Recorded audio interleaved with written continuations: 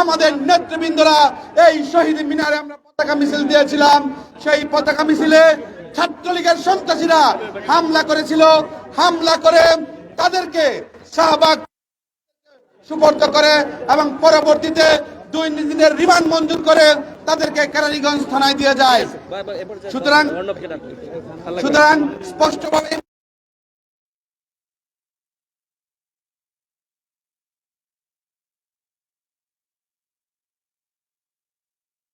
মিনারে গণ অধিকার পরিষদের নেতৃবৃন্দের উপর হামলা করা হয়েছিল। সুতরাং স্পষ্টতই আমরা বলতে চাই আজকে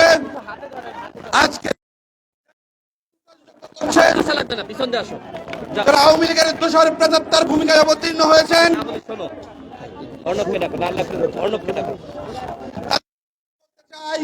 আমরা ফ্যাসিবাদকে হটিয়েছি। এই ফ্যাসিবাদকে হটানোর নতুন কোন ফ্যাসিবাদের জন্ম হতে দিবে না।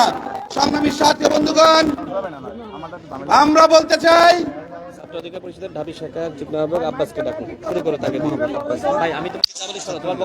সংগ্রামী সাথী বন্ধুগণ, এ পর্যায়ে আমাদের মধ্যে বক্তব্য রাখবেন ঢাকা বিশ্ববিদ্যালয় শাখা ছাত্র অধিকার পরিষদের সংগ্রামী যুগ্ম আহ্বায়ক আব্বাস।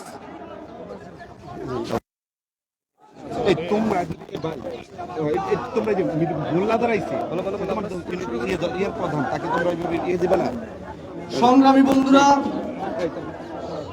সবাইকে এখানে আসার জন্য ধন্যবাদ জানাচ্ছি।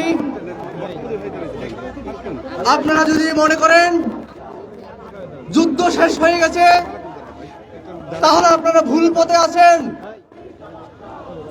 এই বাংলাদেশ থেকে সন্ত্রাসীরা চলে গেছে, এটা ভাবার কোনো উপায় নাই। এখনো সন্ত্রাসীরা গুপ্ত অবস্থায় আছে। গতকাল আমরা দেখেছি কিভাবে ফারুক ভাইয়ের উপর অতর্কিতভাবে হামলা চালানো হয়েছে। এই সন্ত্রাসীরা প্রতিটি জায়গায়, প্রতিটি স্থানে সন্ত্রাসী হামলা চালাচ্ছে। আমরা দেখতে পাচ্ছি তারা এখনো সন্ত্রাসী যে হামলার মাধ্যমে দেশে অস্থিরতা সৃষ্টি করতেছে, তার জন্য বর্তমান সরকার কোনো পদক্ষেপ নিচ্ছে না।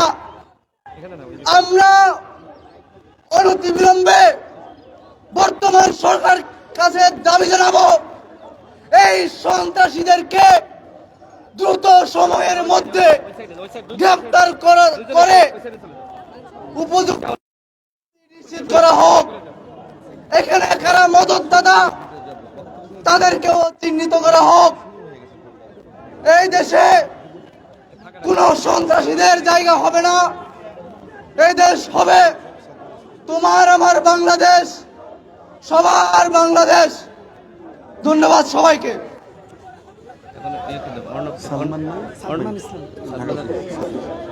সংগ্রামী সাথী বন্ধুগণ, এ পর্যায়ে আমাদের মধ্যে বক্তব্য রাখবেন ঢাকা বিশ্ববিদ্যালয় ছাত্র অধিকার পরিষদের সংগ্রামী যুগ্ম সদস্য সচিব সাদমান হোসেন।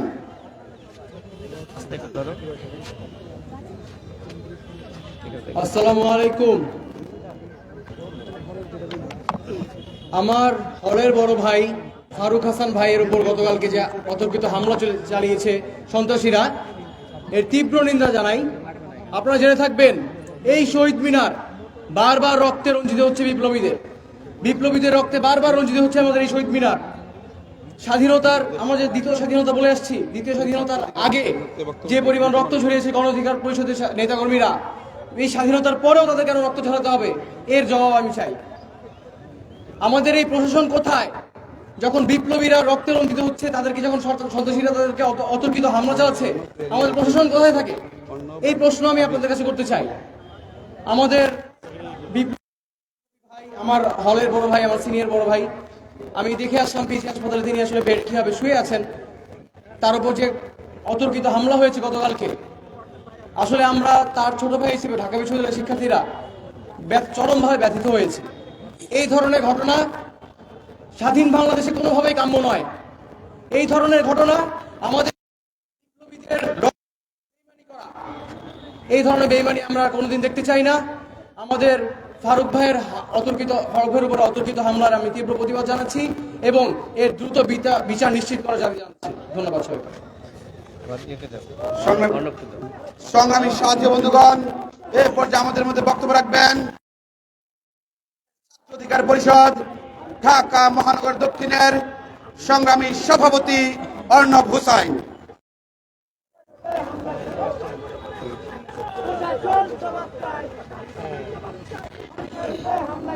প্রিয় উপস্থিতি, গতকালকে এই শহীদ মিনারের একটি প্রোগ্রামে আমাদের প্রিয় ভাই গণ অধিকার পরিষদের সহসভাপতি ফারুক হাসান ভাইকে দাওয়াত দেওয়া হয়েছিল। তিনি আসার পরে একটি মহল বিভিন্ন কথা বলে তার উপর অতর্কিত হামলা করেছে। তারা ছাত্রলীগের মতো আমাদেরকে যেভাবে হামলা করেছিল, যেই কুমিল্লা বলে আমাদের প্রতিষ্ঠাবার্ষিকী, একইভাবে কালকে বিএনপির নাম ধরে ধরে তারা সেই হামলা চালিয়েছে।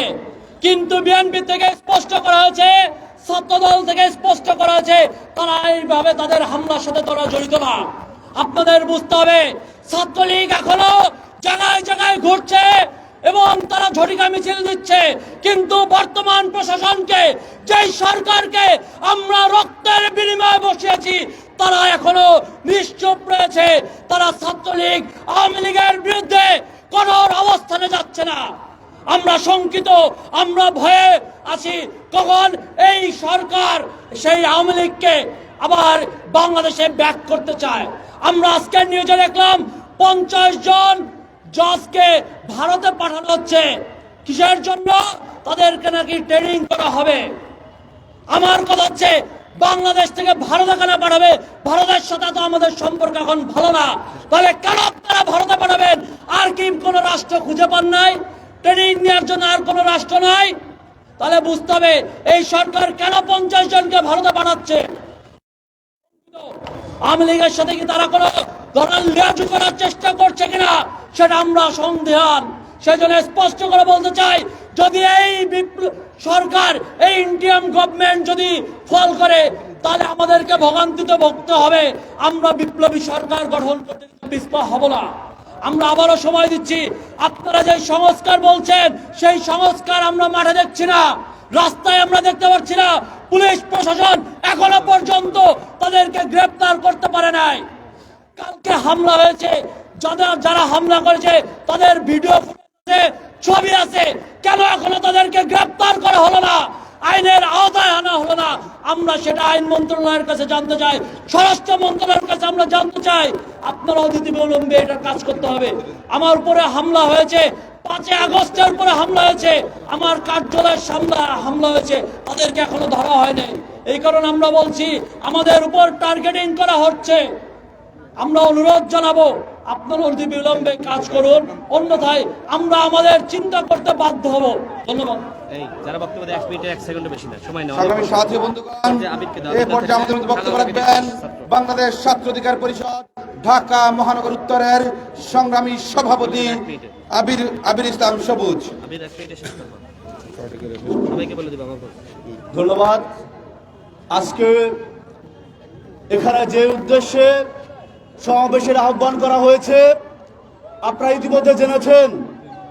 বাংলাদেশ গণ অধিকার পরিষদের সিনিয়র সহসভাপতি এবং গণ অধিকার পরিষদের মুখপাত্র জনাব ফারুক হোসেনের উপর গতকাল এখানেই একটি ন্যাক্কারজনক হামলা হয়েছে। আমি ওই সকল সন্ত্রাসীদেরকে হুঁশিয়ার করে বলে দিতে চাই, বাংলাদেশ গণ অধিকার পরিষদ শুধুমাত্র একটি রাজনৈতিক সংগঠনই নয়, এই সংগঠনটি এমন একটি সংগঠন 1971 সালে 26শে মার্চ যদি রাষ্ট্রপতি জিয়াউর রহমান তার ঘোষণার মধ্য দিয়ে স্বাধীনতা ডাক দিয়ে থাকেন, তিনি যদি স্বাধীনতা ঘোষক হয়ে থাকেন, তাহলে 2024 সালে 1 আগস্ট পিপি নুরুল হক নূর গণ অধিকার পরিষদের সংগ্রামী সভাপতি রিমান্ডে থাকা অবস্থায় হাত করা পরিহিত অবস্থায় বলেছিলেন 90% হয়েছে, 10% আপনারা ধাক্কা দেন। এই ঘোষণার মধ্য দিয়ে বিপিন নূর 2024 সালের স্বাধীনতা দাবিদার। আমরা বলে দিতে চাই যে সন্ত্রাসীরা ফারুক হাসানের উপর হামলা করেছে, আগামী 24 ঘন্টার মধ্যে যদি তাদেরকে গ্রেপ্তার করা না হয়, গণ অধিকার পরিষদের উপর আহ্বান থাকবে আপনারা সারা দেশে হরতাল দিবেন। 2024 সালের স্বাধীনতার পরবর্তী সময়ে দরকার হলে গণ অধিকার পরিষদ প্রথম হরতাল পালন করবে। আমরা এই দেশে আর কোন সন্ত্রাসী কার্যক্রম দেখতে চাই না। আমরা চাই এই দেশের প্রত্যেকটি সংগঠন, প্রত্যেকটি রাজনৈতিক সংগঠন মিলেমিশে সংগঠন সংগ্রামী সাহায্য বন্ধুগণ, এ পর্যায়ে আমাদের মধ্যে বক্তব্য রাখবেন বাংলাদেশ শ্রমিক অধিকার পরিষদ ঢাকা মহানগর উত্তরের সংগ্রামী সাধারণ সম্পাদক রুবেল হোসেন। সবাইকে আমার পক্ষ থেকে সালাম ও শুভেচ্ছা। আমি একটি কথা বলতে চাই, সেই কথাটি অনেকে মাইন্ডে নিতে পারেন, আই ডোন্ট মাইন্ড। নতুন নতুন বিপ্লবীরা বের হয়েছে, এই বিপ্লবীরা 5 আগস্টের আগে কোথায় ছিল আমি জানতে চাই। প্রধান উপদেষ্টা ডক্টর ইউনূস স্যারের কাছে আপনার দুধের দোয়ার তুলসী পাতা নয়, আপনাকে বসিয়েছে বাংলাদেশের সাধারণ জনগণ। এই ডক্টর ইউনূসের জন্য বাংলাদেশ গণ অধিকার পরিষদ আন্দোলন করেছিল, আর তার পরিণাম আজকে কি হয়েছে? গণ অধিকার পরিষদের কর্মীরাই লাঞ্ছিত বঞ্চিত হচ্ছে। আপনারা জানেন 18 সাল থেকে যদি বিপিনুর রাশেদের জন্ম না হতো, এদেশে 5 আগস্টের গণঅভ্যুত্থান জন্ম হতো না। এখন 5 আগস্টের পরে 2-4 জন বিপ্লবী বেরিয়েছেন। এই বিপ্লবী কারা এবং কোথা থেকে আসছে এগুলা তুলে ধরার দায়িত্ব ছিল শাহবাগ থানার ওসি। এই শাহবাগ থানার ওসিকে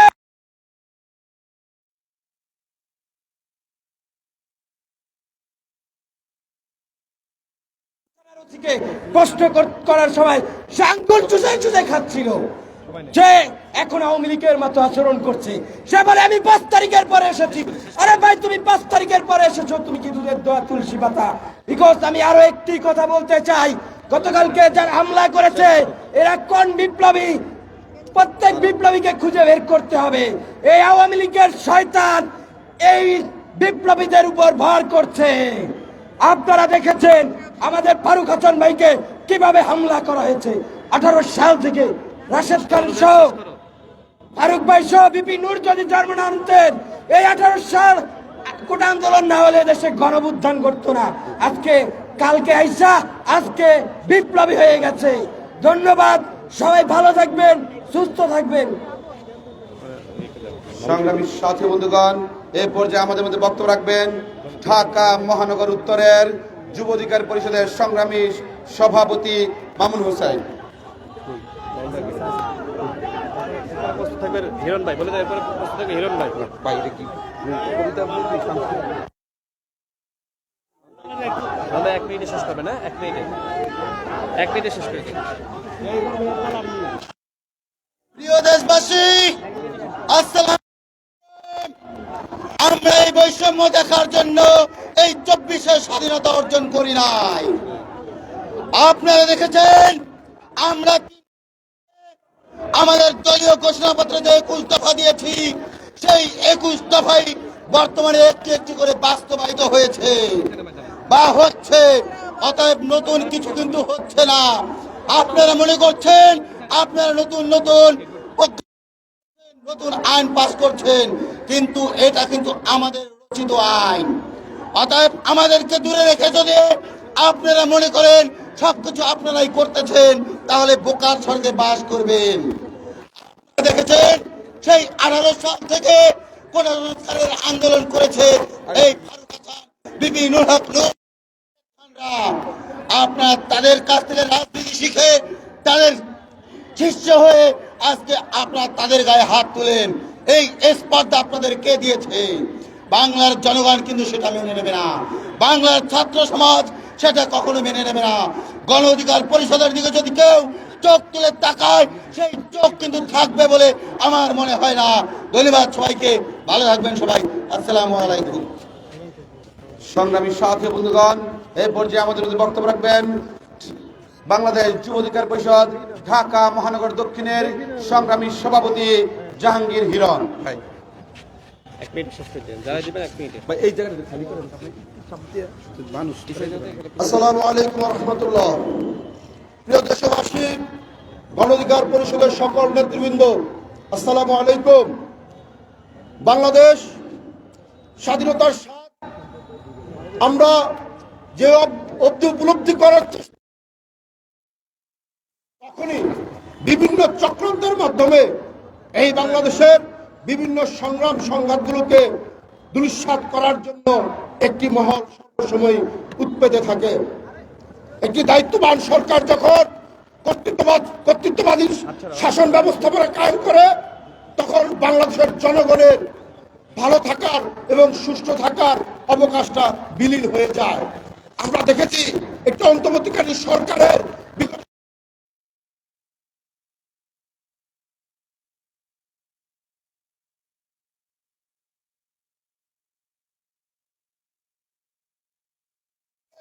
বাংলাদেশের নাগরিকদের কিভাবে কোন ভাষা করে বাংলাদেশের মানুষদের বাক স্বাধীনতা করা যায়, সেই প্রয়াসী বিগত দিনের 16 বছরের শাসন ব্যবস্থাপনা ফ্যাসিবাদ সরকারের যে আমল রেখে গেছেন বাংলাদেশের উপরে, সেই আমলকে এই সরকার তার কর্তৃত্বটাকে রক্ষা করার চেষ্টা করছে। আমাদের গণ অধিকার পরিষদের সিনিয়র সহসভাপতি ফারুক হাসানের উপর যে অতর্কিত হামলা, এটা অবশ্যই হামলা। এই সরকার, আমি হরফ করে বলতে পারি, লিখে নিতে পারেন, এইটার কোনো তদন্ত হবে না। তদন্তকে ধামাচাপা দেওয়ার জন্য এই সরকার বিভিন্নভাবে এটাকে বানচাল করার চেষ্টা করবে। অতএব আজকে বিরোধী রাজনৈতিক যতগুলো দল আছেন, কোনো না কোনো ভাবে এই সরকারের পাতানো ইস্যুতে আপনারা ঠিক, তাই প্রত্যেকটি রাজনৈতিক দলকে সজাগ থাকতে হবে। এই পাতানোকে দুলিশ্বাত করে বাংলাদেশের রাজনীতিকে শক্তপুক্ত করে কিভাবে বাংলাদেশে আগামীতে গণতান্ত্রিক একটি সরকারকে প্রতিষ্ঠা করে জনগণের সরকার প্রতিষ্ঠা করা যায়, সেই দুর্বৃত্তায়ন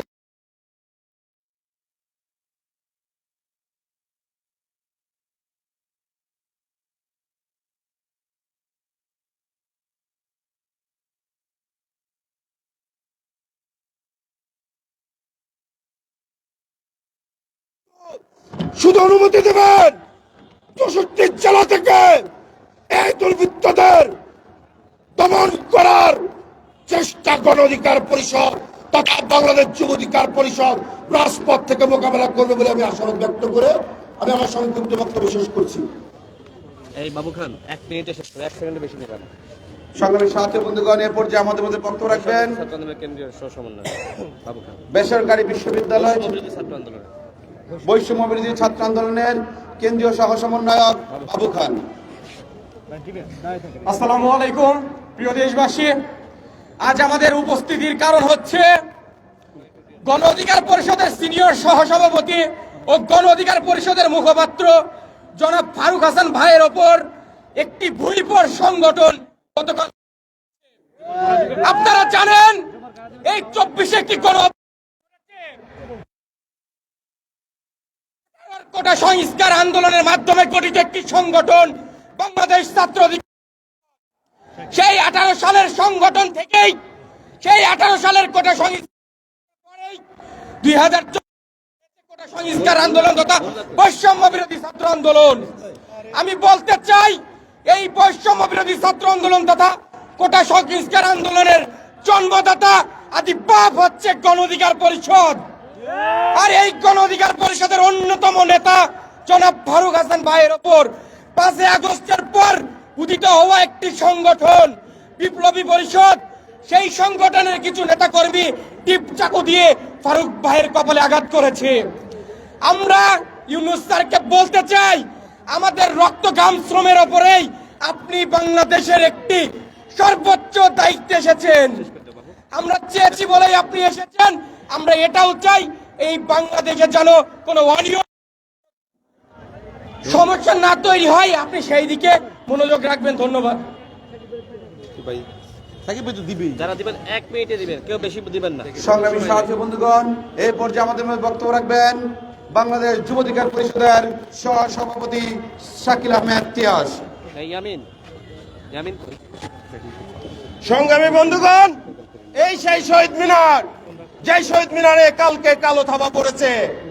একজন অতিথিকে ডেকে নিয়ে এসে এইভাবে নেককারজনক হামলা, এটা শুধু সাধারণ ঘটনা হতে পারে না। বাংলাদেশ যুব অধিকার পরিষদ এটাকে একটি গভীর ষড়যন্ত্র হিসাবে দেখে।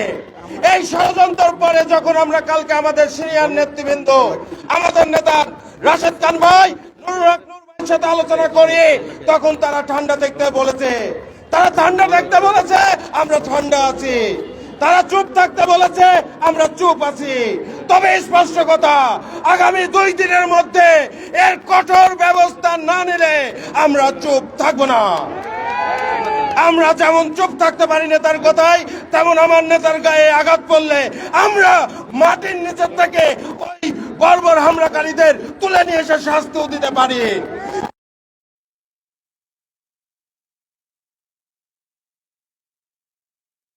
দল কথা বলিনি।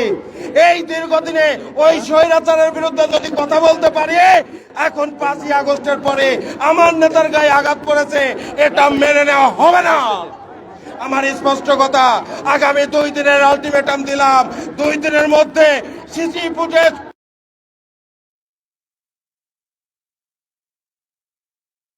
আমি আমার নেতার সামনে বলে দিই, আমরা এর কঠোর ব্যবস্থা নেব। ধন্যবাদ সবাইকে। সংগ্রামী সাথী বন্ধুগণ, এই পর্যায়ে ঢাকা মহানগর দক্ষিণ নাজিমউদ্দিন ভাইয়ের নেতৃত্বে একটি মিছিল আমাদের মধ্যে উপস্থিত হয়েছে। তাদেরকে কেন্দ্রীয় নির্বাহী সংসদের পক্ষ থেকে আন্তরিক শুভেচ্ছা ও অভিনন্দন জানাই।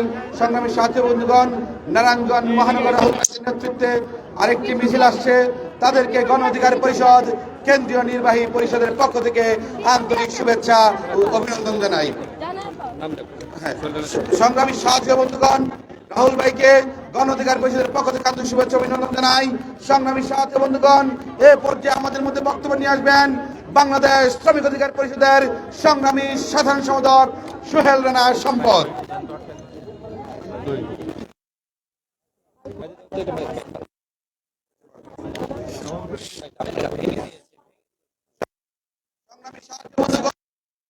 আমাদের মধ্যে বক্তব্য রাখবেন অধিকার পরিষদ কেন্দ্রীয় কমিটির সংগ্রামী যুগ্ম আহ্বায়ক মোহাম্মদ মমিনুল ইসলাম।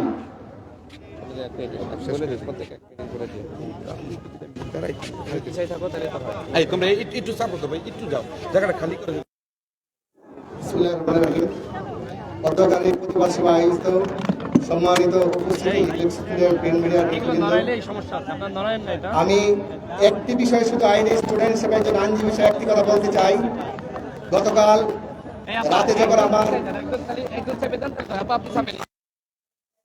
যখন শাহবাগ থানায় লাইভে ছিলেন, যখন ওসি মহোদয়কে বলছিলেন এই আমাদের হাসান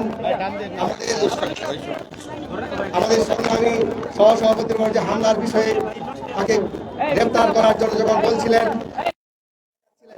বলছিলেন আপনারা আমরা দেখব। আমি ওনাকে একটি কথা বলতে চাই, আপনি ঢাকা শহরে কি নতুন হিসেবে আসছেন?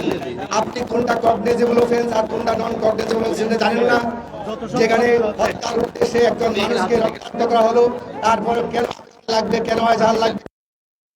যেখানে মানুষের জীবন বিপন্ন, সেখানে আবেদনের প্রয়োজন নাই, এফআইআর প্রয়োজন নাই। সম্মানিত উপস্থিতি, আমি এই হামলার তীব্র নিন্দা প্রতিবাদ জানাই। সবাইকে ধন্যবাদ।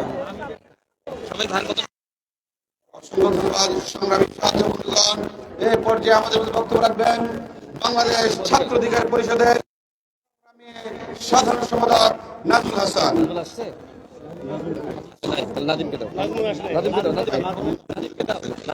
সংগ্রামী সাথী বন্ধুগণ, এই পর্যায়ে আমাদের মধ্যে বক্তব্য রাখবেন বাংলাদেশ যুব অধিকার পরিষদের সংগ্রামী সাধারণ সম্পাদক নাদিম হাসান।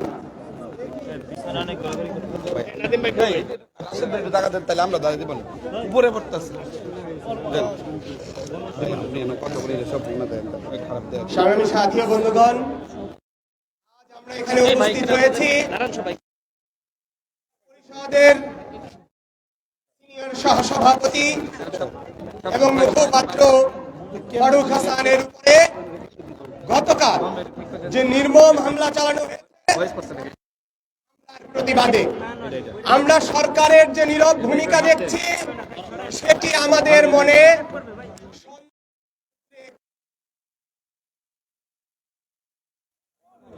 এই শহীদ মিনারকে কেন্দ্র করে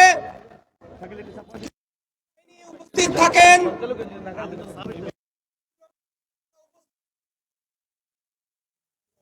প্রোগ্রাম হলে তারা এখানে নিশ্চয়ই মধুচন্দ্রিমা করতে আসেন না।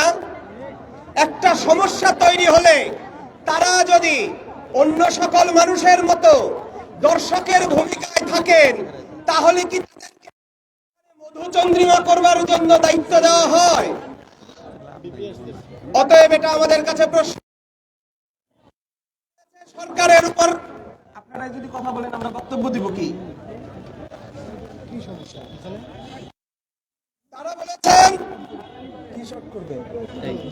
তারা বলেছেন সরকারের বিরুদ্ধে বক্তব্য দেওয়া যাবে না, সরকারের বিরুদ্ধে বক্তব্য দেওয়া যাবে না। কারো বাবার সরকার প্রতিষ্ঠিত হয়েছে, হাসিনার সরকার, যার বিরুদ্ধে সমালোচনা 7 বছর প্রতি ঘটনায় মাইর খাবার পরেও রক্তাক্ত অবস্থায়ও সংগ্রাম করেছি। হাসিনার রক্তচক্ষু আমাদেরকে ভয় দেখাইতে পারে নাই। আর এখন বর্তমান সরকারের কিছু অবৈধ পুত্র জন্ম নিচ্ছে। বিপ্লব পরবর্তী সময়ে বিপ্লবের নাম দিয়ে 5 আগস্টের পরে গণ অভ্যুত্থানের নাম দিয়ে কিছু গজিয়ে ওঠা পরগাছা সংগঠন দেখতে পাচ্ছি। এই সব করতে হবে। আওয়ামী লীগের সময় আমরা দেখেছি ক্ষমতার ভাগ বাটোয়ারা নিতে, ক্ষমতার সুবিধা নিতে জুতা লীগ, মোজা লীগ, অনেক ধরনের লীগ তৈরি হয়েছিল। আর এখন এই গণ অভ্যুত্থান পরবর্তী সময়ে বৈষম্য বিরোধী আর বিপ্লবের নামে দোকানপাট গজাচ্ছে। 5 তারিখের আগে এইসব দোকানপাট দেখা যায় নাই। 5 তারিখের আগে ছাত্র জনতার কোনো ব্যানার দরকার হয় নাই, কোনো দোকানের দরকার হয় নাই।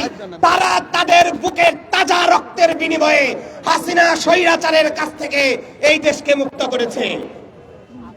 পুলিশ ভাইদের নিষ্ক্রিয় ভূমিকা 24 ঘন্টা অতিবাহিত হওয়ার পরে এখনো পর্যন্ত ভিডিও ফুটেজে যাদেরকে স্পষ্ট দেখা যাচ্ছে তাদেরকে গ্রেফতার করা যায় নাই।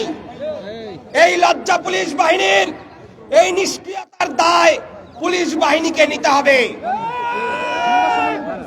আমরা সময় কিন্তু ছাড় দিব না।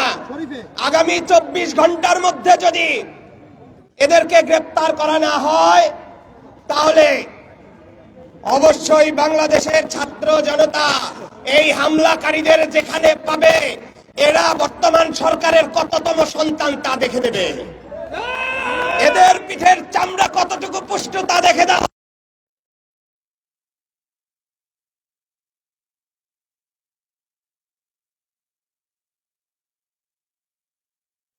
কেন এরা সরকারের সমালোচনা সহ্য করতে পারে?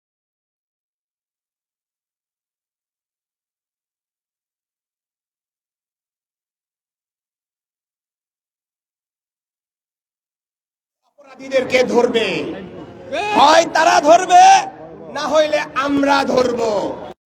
আইনের প্রতি শ্রদ্ধাশীল, তাই এখনো পর্যন্ত আইন নিজেদের হাতে তুলে নিচ্ছি না।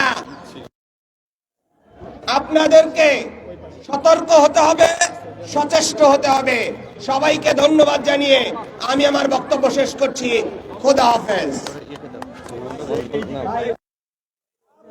সানাল্লাহ বক্তব্য দাওনি তুমি? সংগ্রামী সাথী, এই পর্যায়ে আমাদের মধ্যে বক্তব্য রাখবেন বাংলাদেশ ছাত্র অধিকার পরিষদ ঢাকা বিশ্ববিদ্যালয় শাখার সংগ্রামী সভাপতি সানাউল্লাহ। দাও এত সময় ছিল না, এত সময় দিলে মামুন বাকিগুলো নিচে দাও মামুন, এখানে সংগ্রামী সাথী বন্ধুগণ, এখানে দাও, ঢাকা মহানগর উত্তর রহিম আব্দুর রহিম ভাই এবং নিজামুদ্দিন ভাইয়ের নেতৃত্বে একটি মিছিল এসেছে, তাদেরকে অভিনন্দন জানাই। এই পর্যায়ে আমাদের মধ্যে বক্তব্য রাখবেন বাংলাদেশ ছাত্র অধিকার পরিষদ ঢাকা বিশ্ববিদ্যালয় শাখার সংগ্রামী সভাপতি সানাউল্লাহ। 1 মিনিট শেষ করো মামুন, এই নিচে দাও, নাই হবে না। আমি আজকে এখানে অত্যন্ত লজ্জিত এবং ব্যথিত হয়ে এখানে উপস্থিত হয়েছি। ঢাকা বিশ্ববিদ্যালয়ের মতো জায়গায় কিভাবে গতকালকে সন্ত্রাসীরা দিনের আলোতে ক্যামেরার সামনে আমাদের সাবেক ছাত্র অধিকার পরিষদের নেতা এবং বর্তমান গণ অধিকার পরিষদের সিনিয়র সহসভাপতি ফারুক হাসান ভাইয়ের উপর হামলা করেছে। এই সন্ত্রাসীদের স্পর্ধা হয় শহীদ মিনারের মতো পবিত্র জায়গা ফারুক হাসানের মতো ঢাকা বিশ্ববিদ্যালয়ের একজন শিক্ষার্থীর উপর হামলা করে। শুধু তাই নয়, গতকাল হামলার পর এখান থেকে তারা কিভাবে নিরাপদে পালিয়ে যায় এখন আমরা দেখতে পাচ্ছি। তারা হসপিটালে নাকি লাইভ করছে। বাংলাদেশের সরকার আপনারা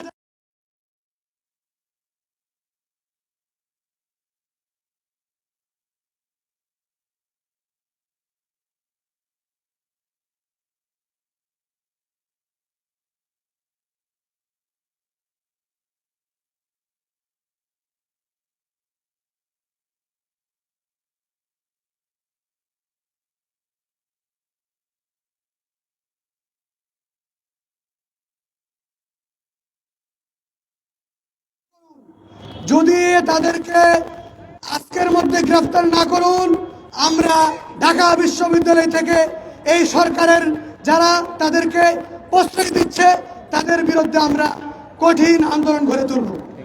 এবারে আমার বক্তব্য শেষ।